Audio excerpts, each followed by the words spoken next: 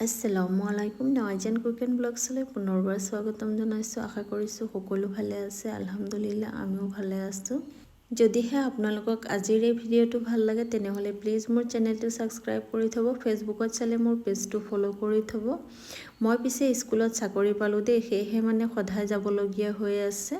আৰু ডাঙৰ ল'ৰাটোৰ আমাৰ লগত গ'লে তাৰ দেৰি হয়, সেইকাৰণে চাচায়েকৰ লগতে গুচি আহিলে আৰু সিহঁত এতিয়া প্ৰেয়াৰত থিয় হৈ গৈছে। আফনানক লৈ আহিবলৈ সদায় দেৰি হয়, কিয়নো সি বহুত আমনি কৰি থাকে স্কুলত অহাৰ সময়ত। আৰু এনেও সি স্কুল যাবই নিবিচাৰে। পিছে মই চাকৰি পোৱা নাই, তাক লৈহে সদায় যাব লগা হৈ আছে। সি কান্দি থাকে অকলে গ'লে। কালি বাপেকক দি পঠাইছিলোঁ, নাথাকিলে সি, তেখেতো থাকিব লগা হ'ল আৰু তেখেতৰতো কাম আছে, সেইকাৰণে আজি মোক আকৌ পঠাইছে। ঘৰলৈ আহিয়ে চাহ বনাই দিলোঁ। আকৌ স্কুলৰ পৰাই ডাইৰেক্ট গুচি গৈছিলোঁ মাহঁতৰ ঘৰলৈ। মায়ে মাতিছিলে, তামোল পাৰি থৈছে, আনিব লাগে। মই মাইক কৈছিলোঁ তামোলখিনি স্কুলৰ পৰা যোৱাৰ সময়ত গৈ লৈ আহিম, তথাপিও তেখেতে অলপ কাটি দিলে আৰু অলপ বস্তাত ভৰাই দিছে। তামোলখিনি মেলিয়ে ভাবিলোঁ ভোট জলকীয়া গছত পকি আছে, এইখিনিও ছিঙি লওঁ। ফ্ৰিজত বক্স এটাত ভৰাই থ'ম, যেতিয়া মন যায় তেতিয়াই খাব পাৰিম। গছত থাকিলে আকৌ নিবলৈও সময় নহয়।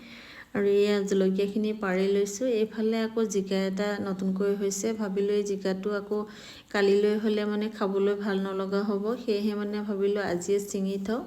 আৰু এইফালে আৰু এটা হৈ আছে, এইটো আকৌ দুদিন পিছত নিব পাৰিম। এইটো নি পেলাই ফ্ৰিজতে থৈ দিম, পিছত এইটো ডাঙৰ হোৱাৰ পিছতহে এসাঁজ বনাব পাৰিম। পাকঘৰলৈ আহি দেখিলোঁ শাহুমায়ে কচু শাক আনি দিছে, ভালেই হৈছে, ময়ো খাই ভালেই পাওঁ। আৰু এয়া হৈছে ৰাতিৰ ভিডিঅ'। তেখেতে মুৰ্গী লৈ পঠাইছিলে, ডাঙৰ ল'ৰাটোৱে নি দাদীয়েকৰ ঘৰত গৈ কাটি আনিলে। আৰু এয়া তামোলখিনি মায়ে দিছিলে যেন, এয়া দেখিছেনে, ইমান ডাঙৰ তামোলখিনি দেখিছেনে, বহুত ধুনীয়া তামোল হয়। আৰু অলপ কাটি দিলে আৰু অলপ আকৌ ঠুঙা এটাতে বেলেগকৈ দিছে খাবলৈ।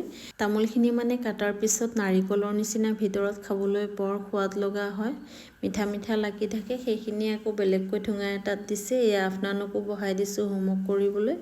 মই পিছে তাক পাকঘৰতে বহাওঁ, ময়ো কাম কৰিম, তাকো চাই দিম। আৰু যোনটো নোৱাৰে ওচৰত বহি কৰাই দিওঁ, আৰু যোনটো পাৰে সি নিজেই কৰে। এইফালে মই মুৰ্গী কাটি ল'লোঁ। এতিয়া আৰু কেনেকুৱা বনালোঁ এয়া দেখাই নাথাকোঁ, কিয়নো দেৰি হৈ যায় আপোনালোক পঢ়াই থকাৰ কাৰণে।